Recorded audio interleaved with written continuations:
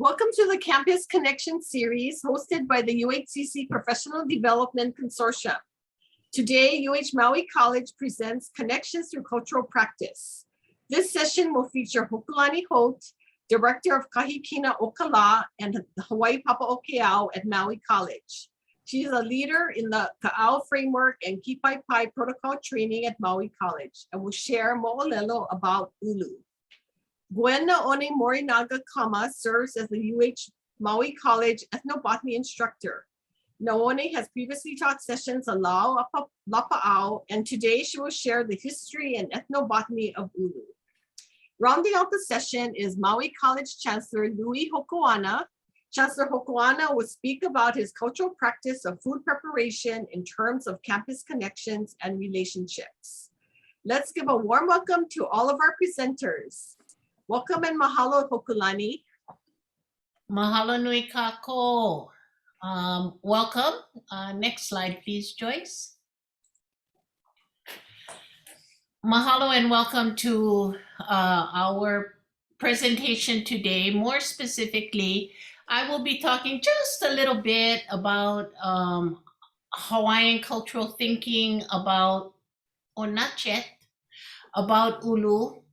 And then we'll learn a couple of things. Hawaiians recognize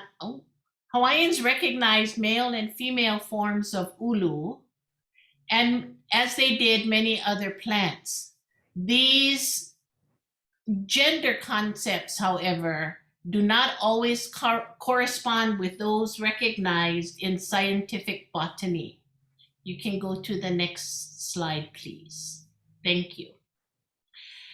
That will be covered by Nāone after I'm finished.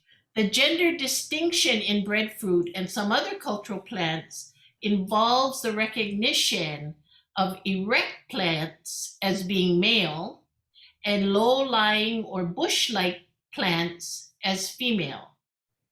The upright, and Nāone will share what that means in botany. The upright breadfruit tree is a kinolau or body form of the god Ku.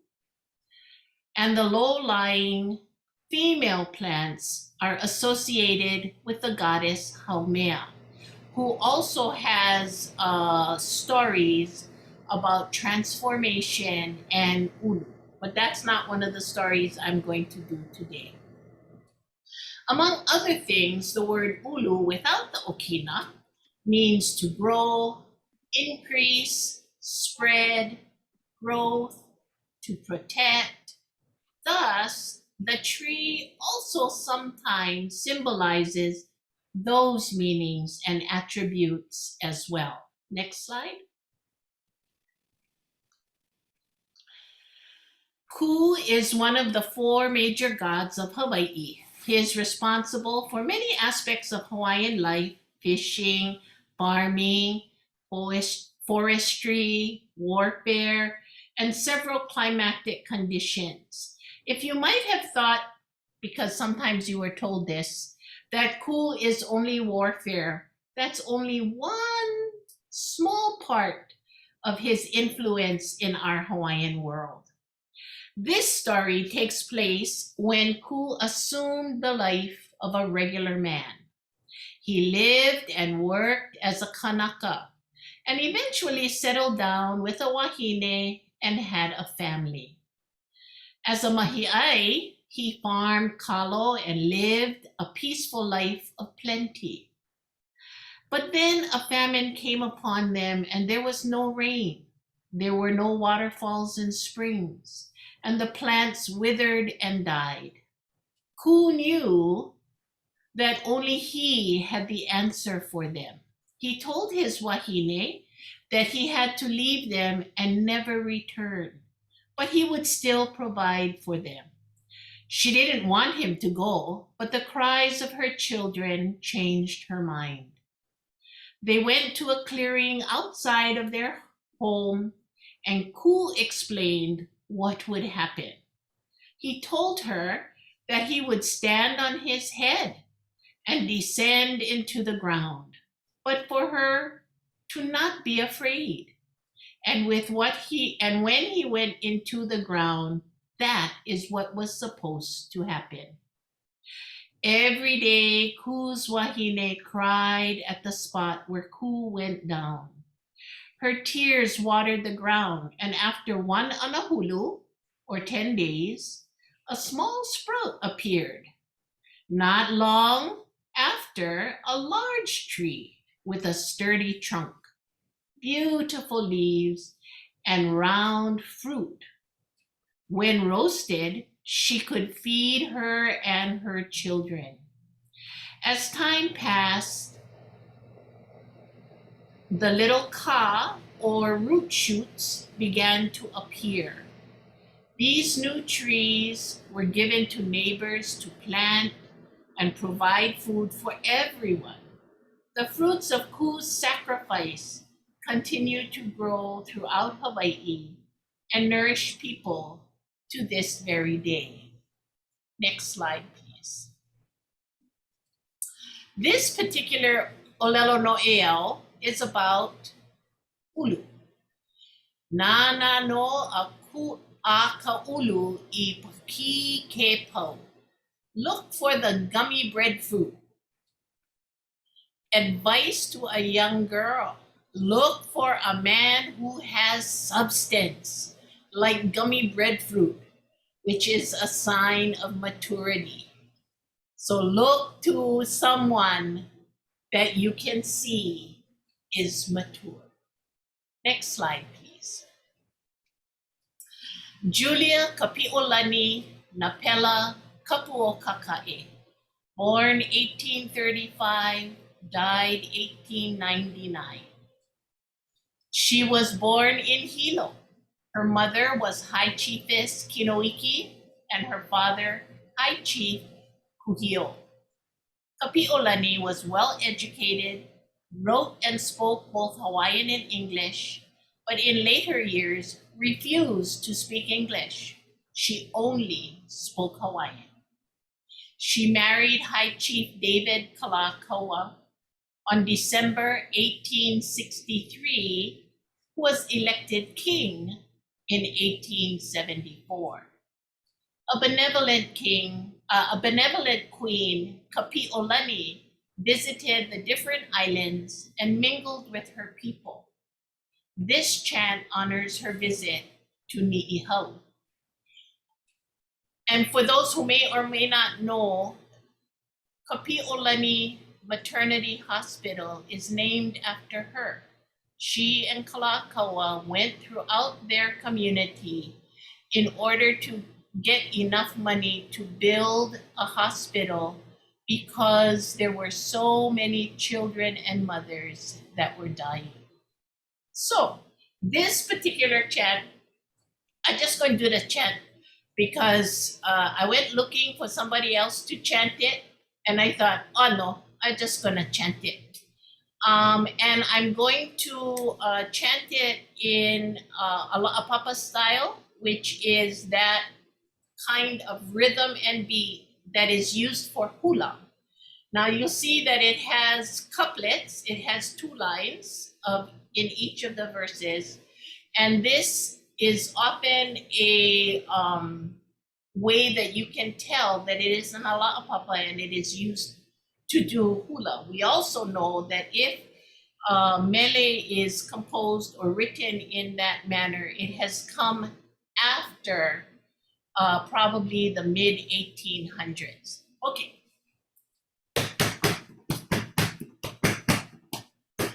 E ho'i ke aloha ni iau ea, I ka waiuna o ka pao o ea. Ka ulu hua I ka hapapa ea, me ke koho elia o halali ea. Aia o ni hoa ma hope, I ka lau hapapa I ke kai e. O ka la bela bela I ke kula ea, huli aku ke alo I ka ua I ea.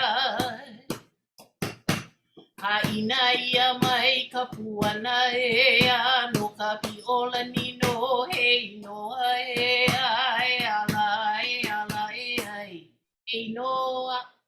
whakapiʻolani. Mahalo. Next slide, please.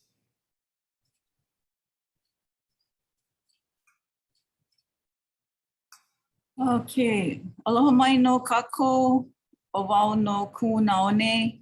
So I'm going to speak a little bit about the ethnobotany of ʻulu. Next, please. So the origins of ʻulu comes down from a species of breadfruit that comes from, can you see this pointer? No. Okay, so in Papua New Guinea, there's a type of breadfruit. It's called Artocarpus camansi, and its origin is in New Guinea. And this type of breadfruit has seeds. So this was carried into Oceania by the Lapita people who settled on Solomon Islands, and then it spread throughout the Pacific, the remote Pacific, all the way to Hawaii. So we have a different species that developed in Tahiti, Samoa. It's Artocarpus atilis. So we have that species, and that doesn't have any seeds. Once in a while you get a seed, but it's not real viable. So that's kind of you can trace the journey of breadfruit or ʻulu from Papua New Guinea into Hawaii by the language too. So Tahiti, they call it ʻuru, yeah. So the linguistics you can trace to Hawaii from the from South Pacific. Next, please. Okay, so here's the Artocarpus camansi from New Guinea. So you can visibly see the seeds, yeah. And this is our Hawaiian ʻulu. So no more seeds. Next, please. So this is the botany of ʻulu. So on the ʻulu tree, it's considered monoecious, which means there's both male and female flowers on it. So here you have the male flower, or the ule ʻulu, and then here's the female. So the female, when you look at the ili or the skin of the ʻulu, yeah, I brought. So if you look at the skin, it's got little hexagons on it. So each one of these was a flower, and it fused to this core, the core, yeah, called the pikoi. So each one of these little tiny hexagons on the outside, it was a flower. Okay, so the male flower is this ule, yeah, they call it ule. And it's kind of obvious why. So this is the ule. So over here you get the pollen. This is where the pollen comes off of and fertilizes the female flower. Okay, so this develops first. It's from 4 to 17 inches, club shape. And surprisingly, bees are attracted to the pollen also. So let's see, the pollen is dispersed and fertilizes the female, yeah, the female flower. So actually this fruit is made up of 15 to 2,000 tiny flowers. Let's see. So this is called a compound fruit or a cynocarp. Okay, next please. So you have a picture of the range of immature to mature ʻulu or breadfruit. So if you're harvesting at this stage, kind of young, too young, it's gonna be too, it won't have the sweetness. If you harvest it between the second photo and the third photo, you might get something that tastes, when you boil it up, it'll taste like artichoke hearts. So it's kind of, if you want something like to dip in mayonnaise or some kind of dip, that would be the stage to harvest. But if you want something to make hoi ʻulu, then you harvest at mature, between mature and ripe. Next, please. So this is an illustration of the ʻulu plant and the associated Hawaiian names for the plant parts. This is from Kamehameha schools. Next, please. Okay, so the kumu ʻulu, so it can grow from 35 to 50 feet with a trunk diameter of 2 feet. Some even grow to 4 feet in diameter. The wood is yellow and turns brown when it exposed to air. It is coarse grained and light and soft. Mature leaves, like this one, are dark green on top, and on the underside, they're lighter green, anywhere from 12 to 36 inches long. At 5 to 7 years, the tree bears fruit, but some varieties produce from 2 to 3 years old. So the fruit, approximately 3 to 8 inches in diameter and weighs from 2 to 11 pounds. So trees in the Pacific are estimated to produce 50 to 150 fruits, but 300 fruits per tree has been recorded. That's quite a lot of food. Next, please. So the origin of ʻulu in Hawaii, historical linguistics, genetics, and radiocarbon dating have traced the movement of breadfruit across the Pacific to Hawaii. So according to an article in Economic Botany by Mark McCoy, he theorized that there were 3 possible ways that ʻulu came to Hawaii.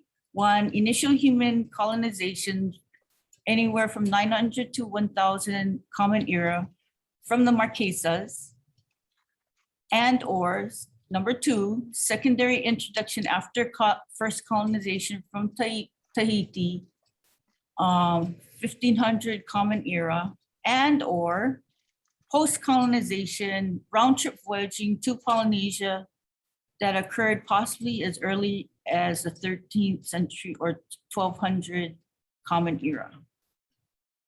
Next, please. So this is a photo or an illustration of what is known as Kalu ʻulu in Kona. It was a vast ʻulu growing area.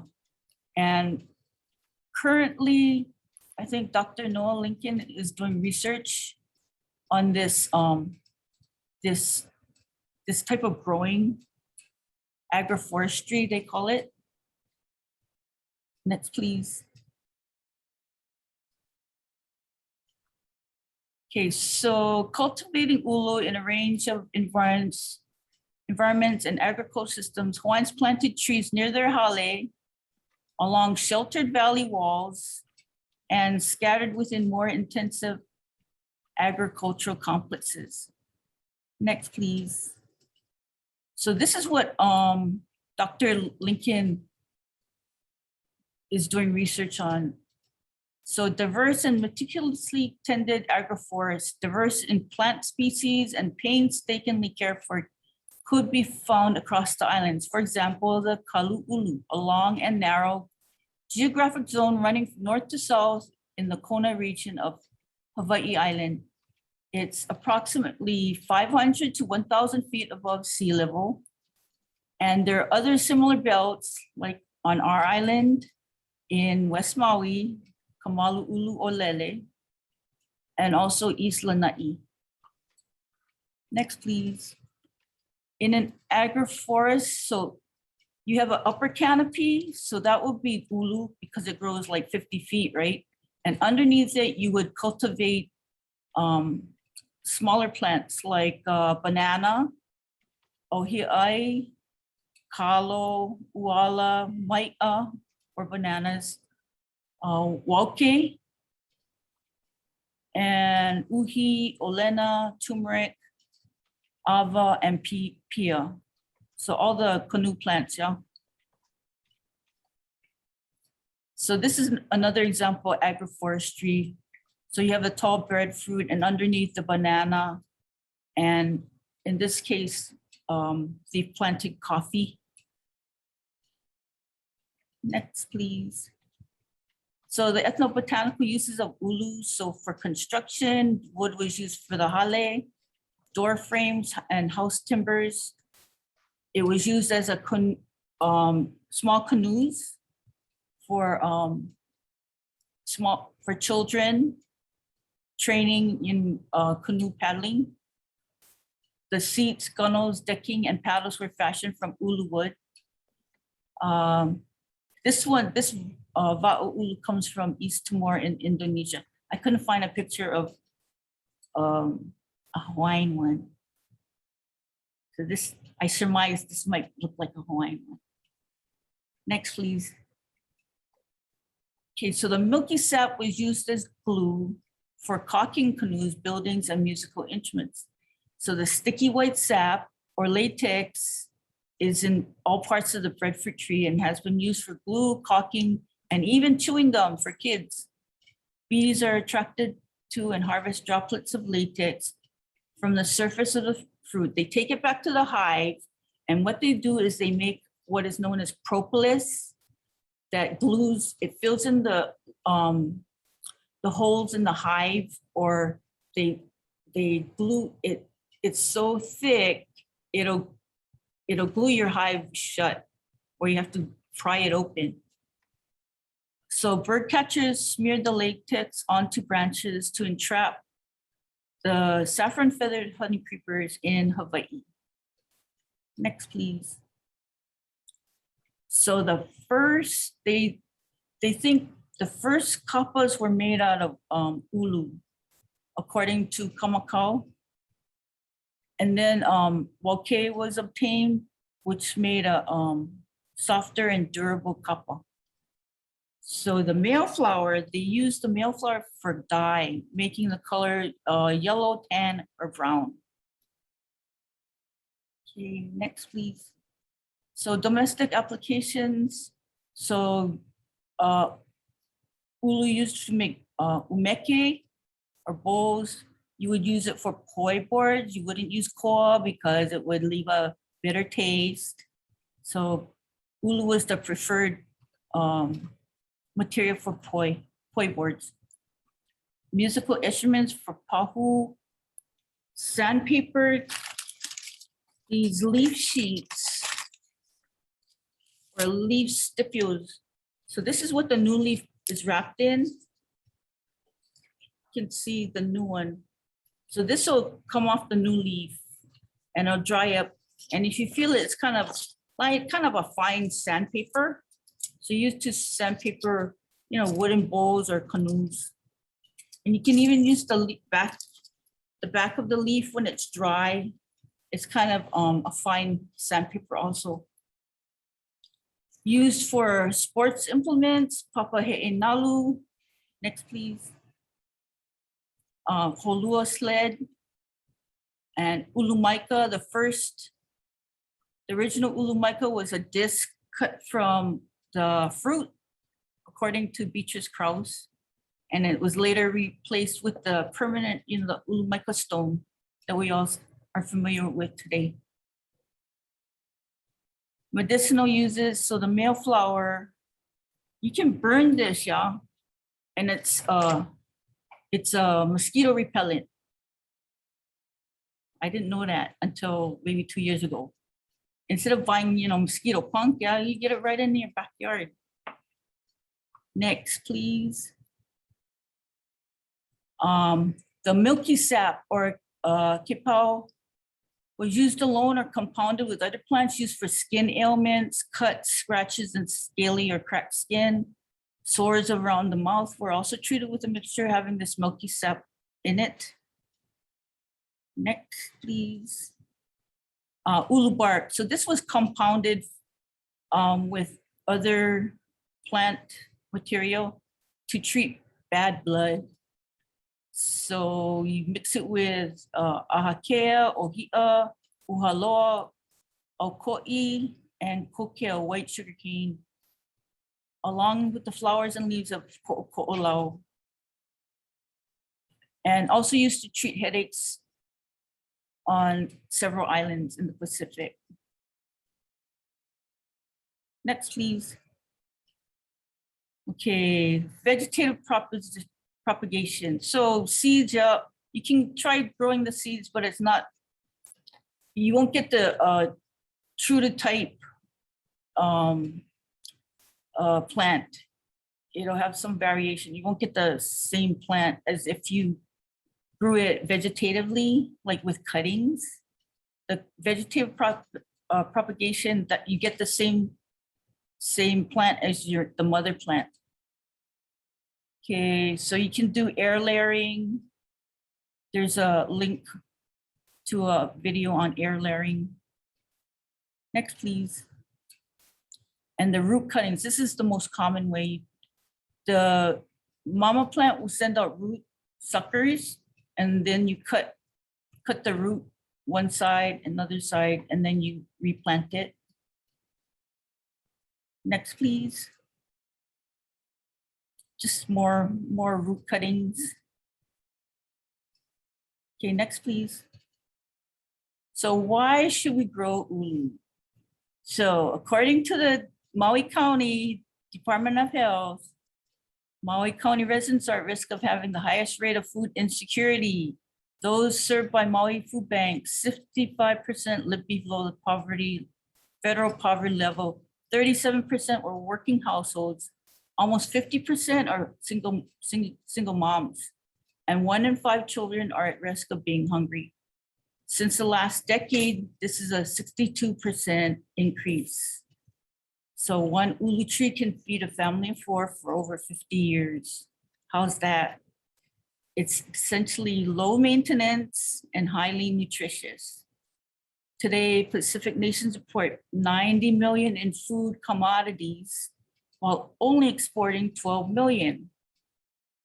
When Hawaii has to import 85% of our food, and with the current dilemma of shipping, needless to say, we are food insecure. Next, please. So I heard this quote from environmental activist Winona LaDuke. She's from the White Earth Indian Reservation in Minnesota. She says, you can't be sovereign if you can't feed yourself. So let's return to 1,000 years plus of growing food for our ohana, our kaya ulu, ourselves.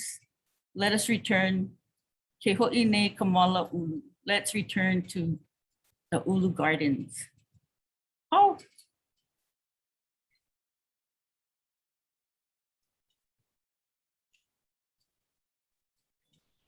Mahalo Nāone. So can you guys hear me, right? Yeah, love my kako. And you know what? Let me pan my camera because I can. And welcome you from Maui College, actually. So I'm sitting in my office. I'm so happy. They were just cleaning the windows last week. So it's so nice over here. But you can see let's see if you can see the mountains over there. Oh, you can see the roof. The roof is clean too over there. So it's actually looking into our courtyard over there. So my name is Lui Hokoana. Most days, I think I get the best job in the world. And that's actually to serve as the chancellor at Maui College. I really enjoy the work that we're doing here, even with all the challenges we've been having. So when Joyce asked me to be a part of this, I was happy to do it.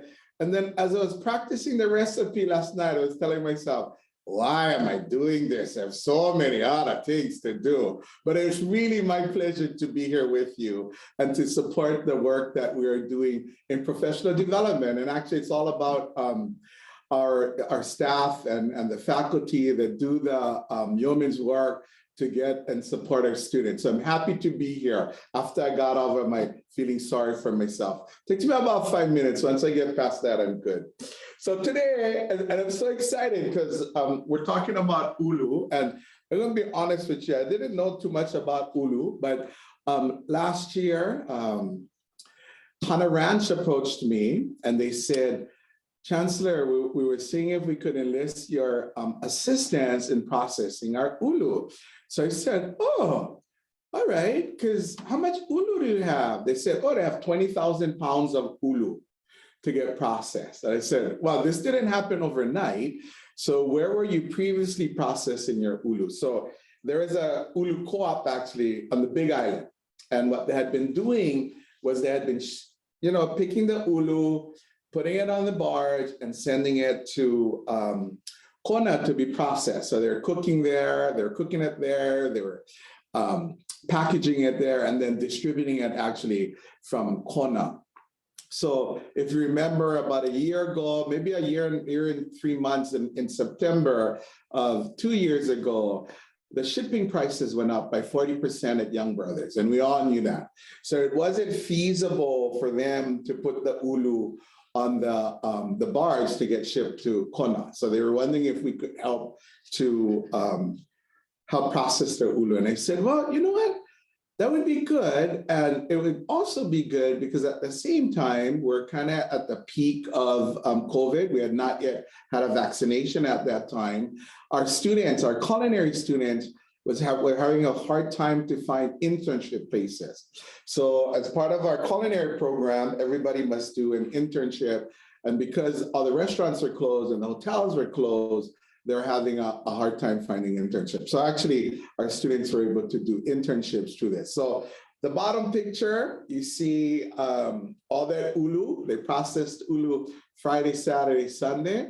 I don't know if Nāone told you, but from what I know of that Hana ʻUlu is that it's seasonal. So it starts in about September or so. It's a fairly short season. It ended, I think, in November. And maybe it's just that specific type of ʻUlu that they're doing. So it came to the cafeteria like that. They cook it, they peel it, and then they were boxing it. So it's so funny. Last year, they were putting it in like large Ziplocs and then putting it in boxes, and people are coming to buy ʻUlu, which is quite fabulous actually. And then this year they got a little bit more sophisticated. I actually have a box over there. It's so pretty. So this ʻUlu that I'll be preparing today is actually from Hana Ranch. And I did want to it was a good segue from Nāone when she was talking about ʻUlu. So our next step, so we did it one more year. I think this year they processed another maybe 30,000 pounds of ʻUlu in our cafeteria with our students. And there's still some left in there. So those of you on Maui, you're able to get some of this product. But the big idea, and if you see at the top picture, those are 3 students, and the guy standing kind of in the back with the hat is actually Chef Gary Johnson, and he actually prepared this recipe for us, but he actually now works for the college. And what I'm telling them is we really want to try to introduce some of this healthy kind of food into mainstream, right? And I was telling them, the largest restaurant in Hawaii is the food lunch program.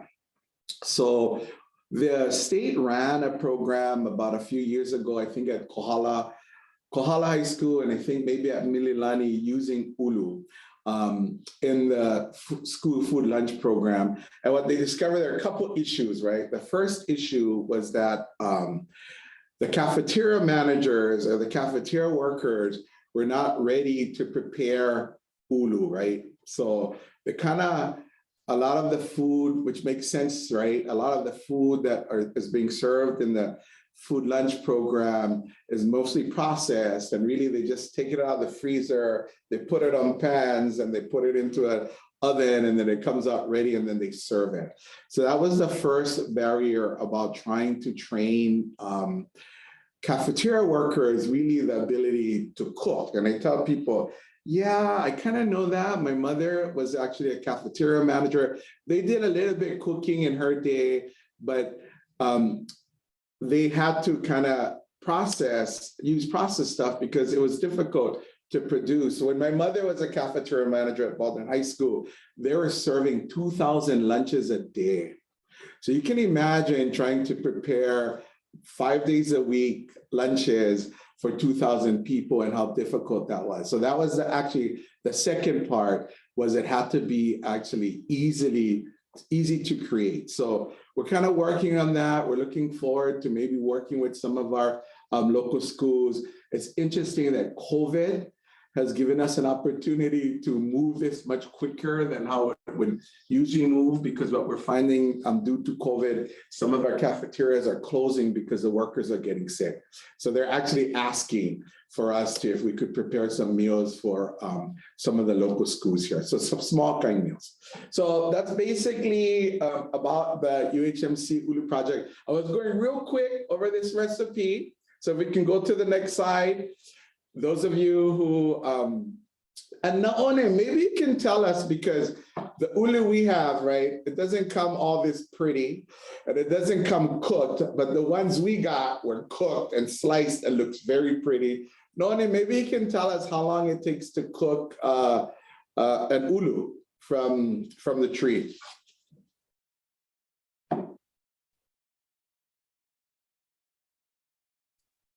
Are you muted, Nāone? No? Okay.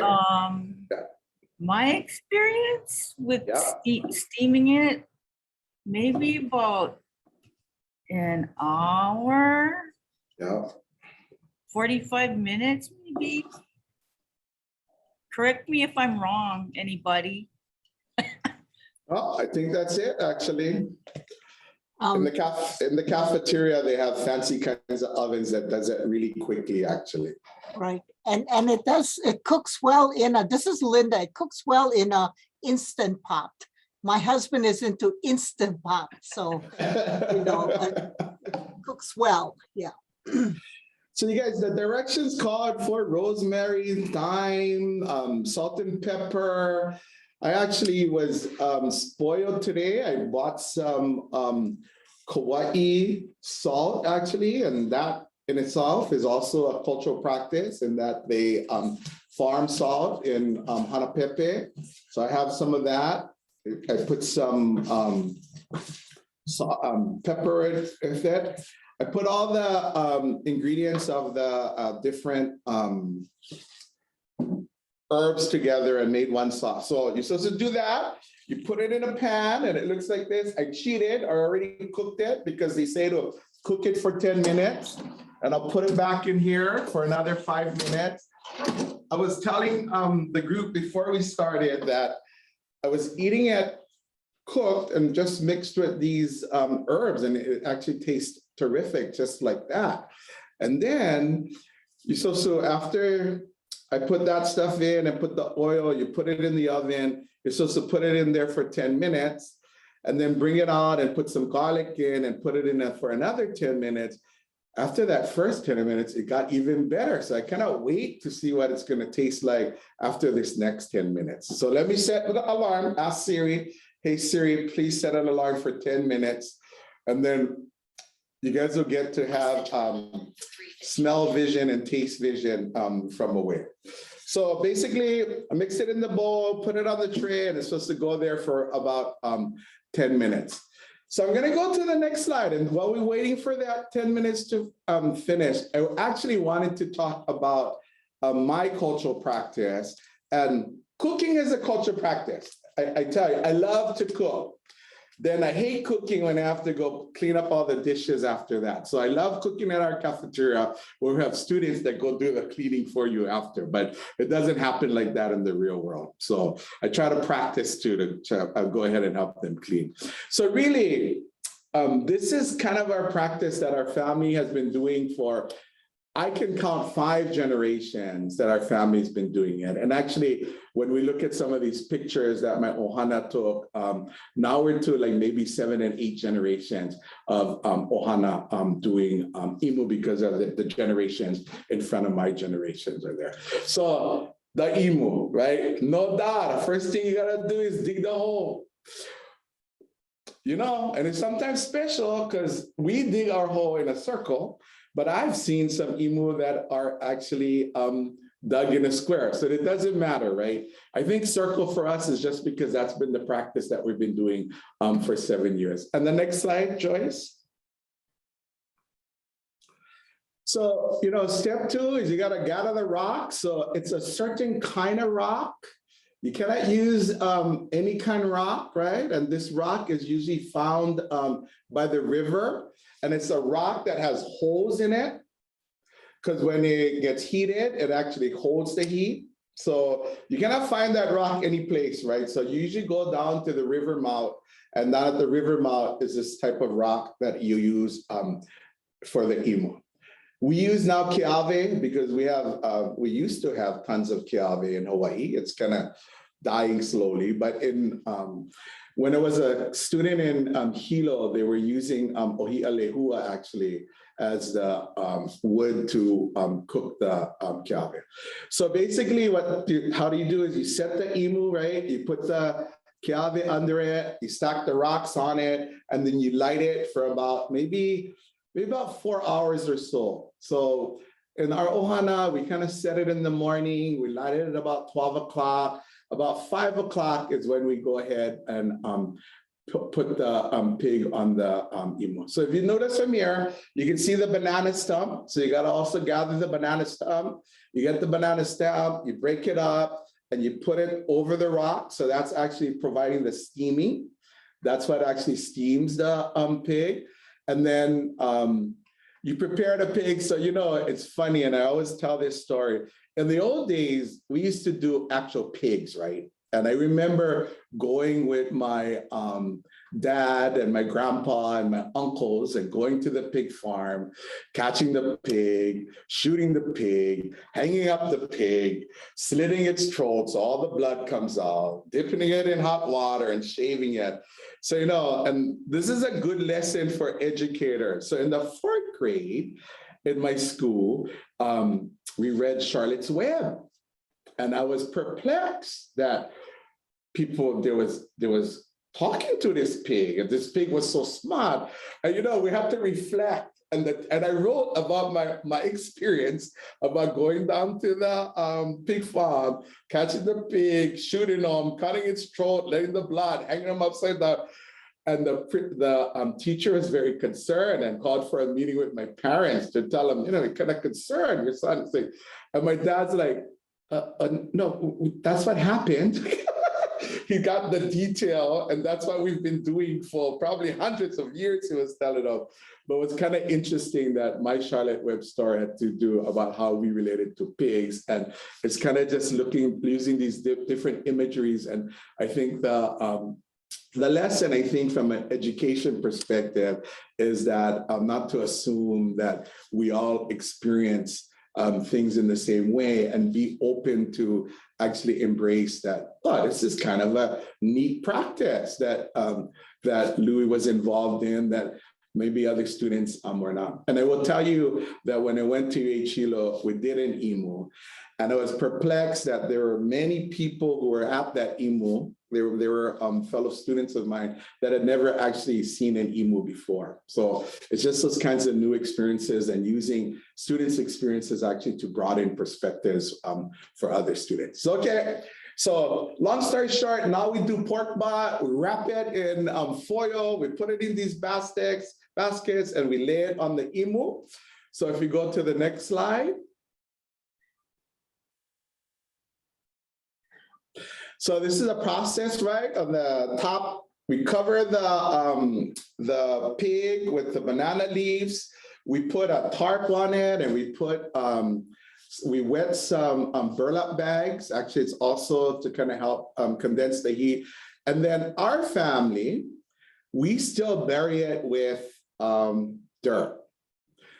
A lot of emus, right? If I was to do an emu at my brother's house, my brother actually puts plastic over. It basically does the same thing, that it keeps the heat in. So if you look in the bottom picture, that guy with the red shirt, that's my cousin Tito, and this is his emu. And he's the oldest cousin, and he's kind of the cousin that's holding it all together. So we follow his rules when we're at that imu, and it's very interesting, right? So my cousin Tito, he must be about 70, I think. And what's funny is, you know, he kind of practiced the old ways, which is really good for us today in contemporary Hawaii, right? So we don't drink until the imu is done. We cover the imu. We're very respectful in what we say around the imu. And that's kind of his practice that we continue. So in this picture, the one above him is his son and his two grandchildren actually over there. And I keep kidding with them whether or not they're going to carry the tradition of the old imu or they're going to go with the plastic. So that's kind of an interesting kind of perspective in cultural practices and how they evolve to different things to look good. Is it efficiency, or do you push for keeping the tradition and how things are typically done? Okay, next slide. Oh, do I not have a picture here, Joyce? Did I lose my picture? Oh, it's a video, that's why. Maybe it's coming up, Joyce. No, I think it's coming up. Okay. I'm hoping. Oh, there we it go. is. It's a real quick video, you guys. So go ahead and play the video for us, Joyce.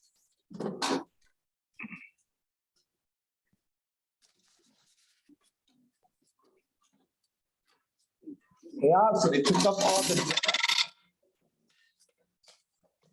right? So they're looking. This is actually my ohana, right? And I think we did this. I think this is the imu we did for our Maui College graduation. We did a face-to-face graduation, and we did a to-go luau for our graduates actually. So this is the imu for our graduation. So I think they're preparing. I know for the graduation it was maybe about 200 pounds, but probably this imu we must have put in maybe about 800 pounds of pig into this imu. You know, in the old days when like my father guys were doing imu, we would do it the morning of and then go to the luau that night. Nowadays, because we have access to freezers and stuff, we do it like the week before and go ahead and freeze it and then warm it up. Because, you know, the two things that you probably do that we do that nowadays is if you have a mistake and it doesn't work, you get 1 second chance at it. And the second thing is that it makes the work easier because I remember when we were young, probably as a young adult, we're still doing the imu the day of. You're tired at that party, right? There are many hands helping to put that luau together, but you get tired because you're up early in the morning. So we put in the pig maybe at about 7 o'clock, and then we open that pig at about 8 o'clock.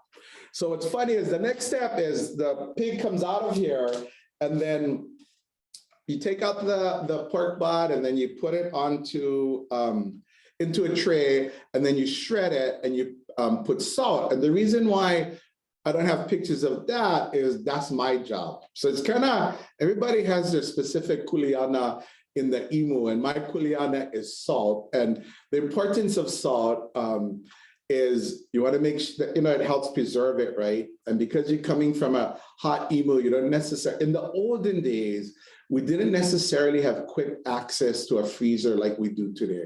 So that's a big difference in how we're preparing imu, right? It's much safer food safety wise, but a salt serves as a preservative, right? So I know that there are people who have made imu that say, you know what, let's not salt the pig because we can always add the salt the time of the party. And what happens is that pig actually spoils. So it's a fine art to get enough salt on there, but to preserve it, but not to over salt it, to make it too salty, because once it's over salted, you can't do anything with that.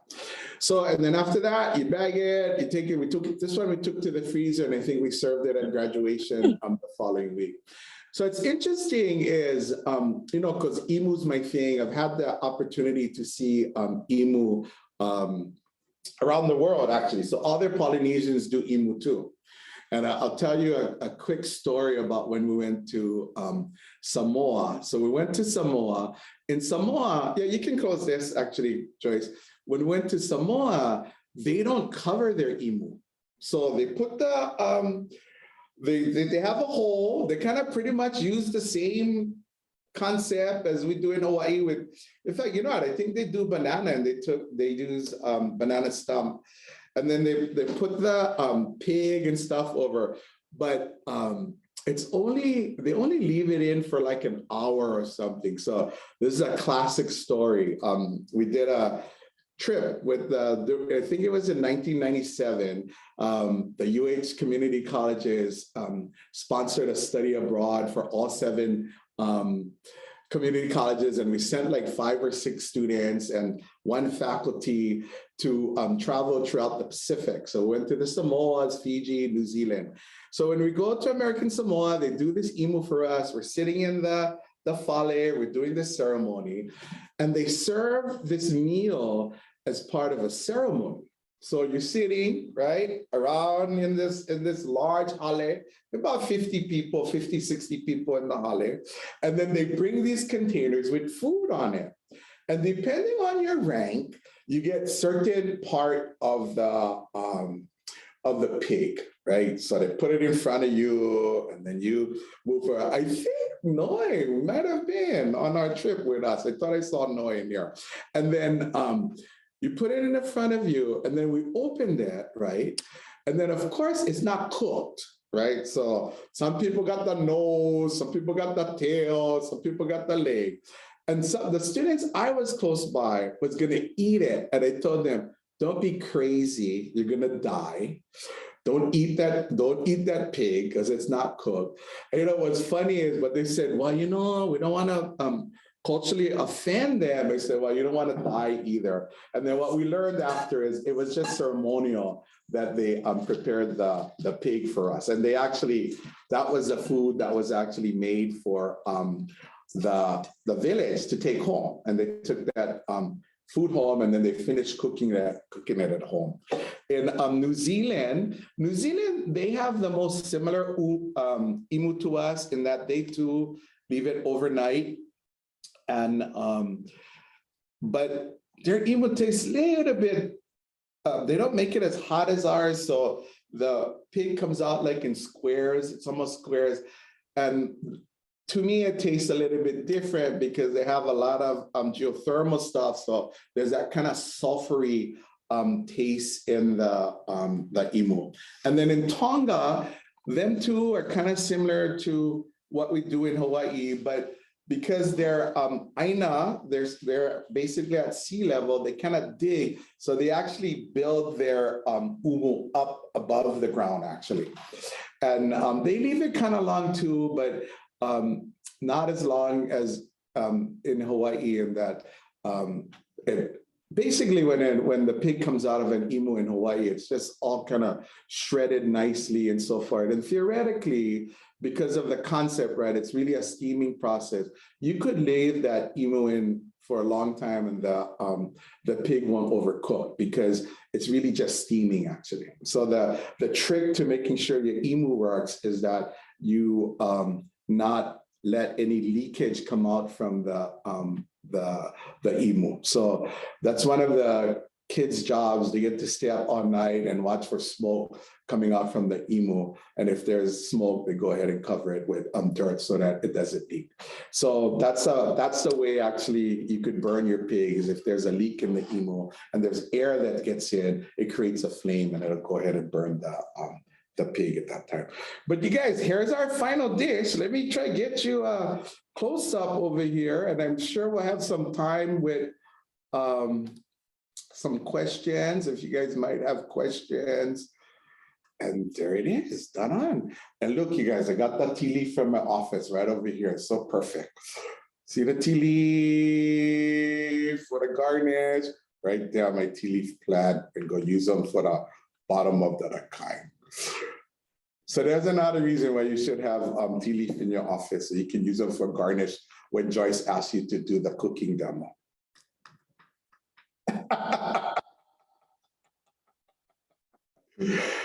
So guys, I know we're real early, but maybe if you guys have any questions about ʻUlu, and I appreciate Hoku and Nāone's mana'o about talking about ʻUlu.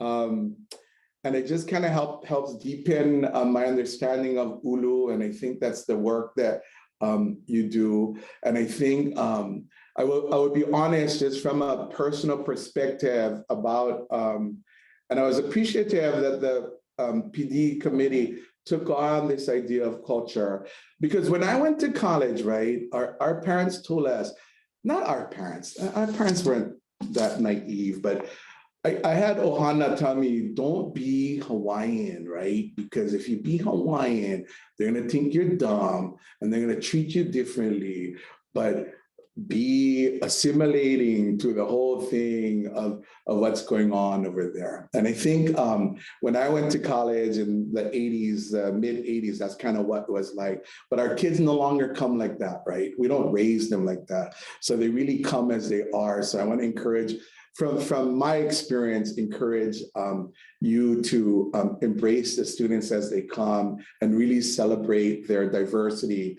And in my own mind, right, when we talk about equity in Hawaii, that really is equity, about allowing students to come as they are and to celebrate who they are in the classroom. And I know it's hard to create those spaces. I'll just end with this quick story before we go answer questions, if you might have questions. So at the college, we're doing a lot of COVID testing and the surge. And I go to help over there because I think if I'm asking my guys to get exposed to COVID, I should go stand out with them and be exposed with them. So my job at the COVID testing is to go tell the person that they're positive. And 2 weeks ago, hundreds, right? We're getting hundreds of positives on Maui, and that we were finding that we were doing the testing at. And I've experienced a lot of cultures and so far in Hawaii, and we kind of understand most cultures, but what I was was surprised about is that the Micronesian culture, right? So there are a lot of Micronesians coming, and I was going to their car to tell them, you're positive and blah, blah, blah, blah, blah. But what was interesting about that was I thought I was back in 1985 and I was trying to use my counseling because I come from a counseling perspective, my kind of passive listening and all that kind of stuff. But it was hard not to stereotype because you're telling them stuff, they're not looking at you, right?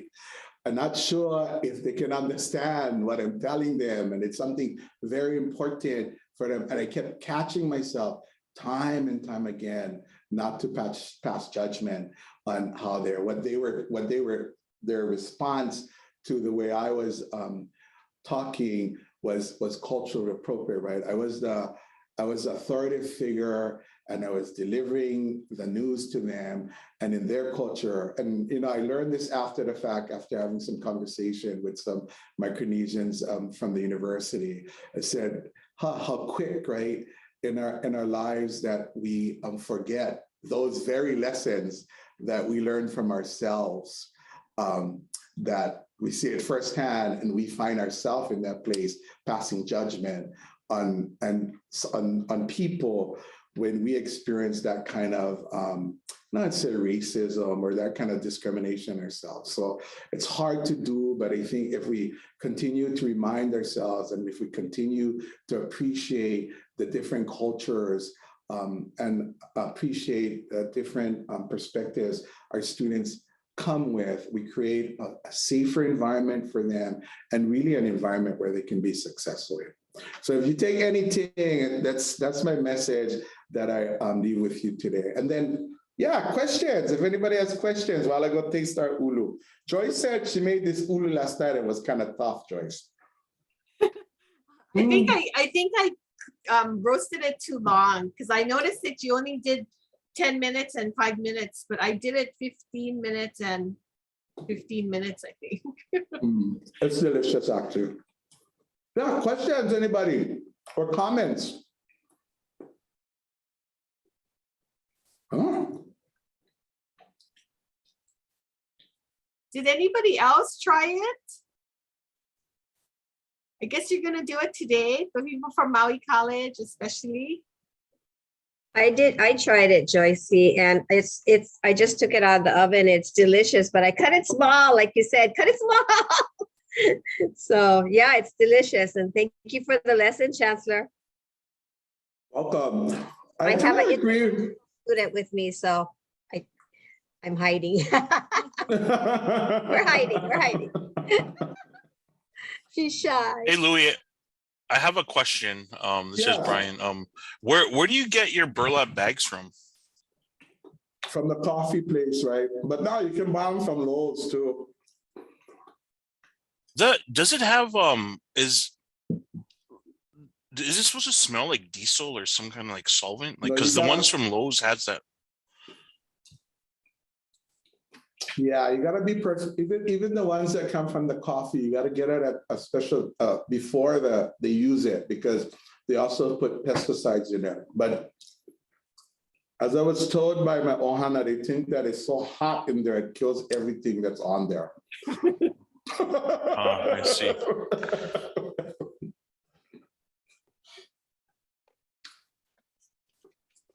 I think that's it, Joyce. We're good then. Okay, so mahalo to our presenters and mahalo to all of you who joined us today. This session was recorded and will be made available along with a short evaluation survey and lesson slides.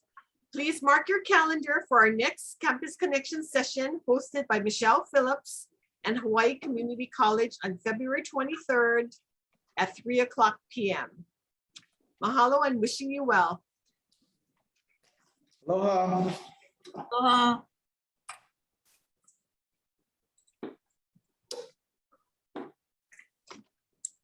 Mahalo.